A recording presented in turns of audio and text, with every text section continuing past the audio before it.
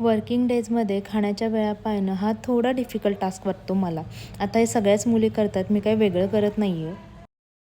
So चला आजचं diet plan बघूया. मी सकाळी 7:30 वाजता ओव्हरनाईट चोक मेथीचं पाणी आणि आल्मंड्स खाऊन घेतले होते. त्यानंतर 9:30 वाजता मी उपम्याचा ब्रेकफास्ट करायला घेतला.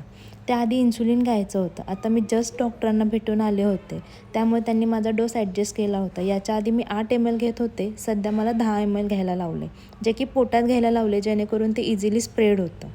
ब्रेकफास्ट करून झाल्यानंतर मी माझं काही प्रोजेक्टचं काम सबमिशन करायचं होतं ते करत बसले आणि ते करत करत मी ॲपल कट करून खाल्लं आणि त्याच्यावरती सिनेमन पावडर नक्की टाका, जेणेकरून नॅचरल स्वीटनर कट व्हायला खूप मदत होते.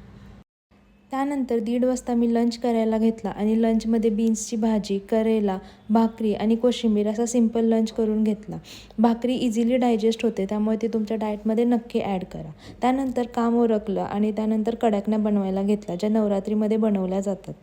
गाईज, मला आज एका गोष्टीचं रिअलायझेशन झालं. जसं जसं आपण मोठं होतो ना, तसे तसे आपली बड्डेची एक्साइटमेंट कमी होत जाते. आज माझ्या बाबतीत तसंच झालं. आज माझा बड्डे होता, पण माझी एक्साइटमेंट लेवल अगदी 0ला होती.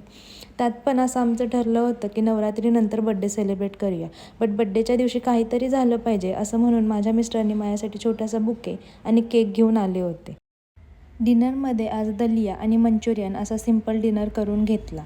Thank you for watching. Stay connected.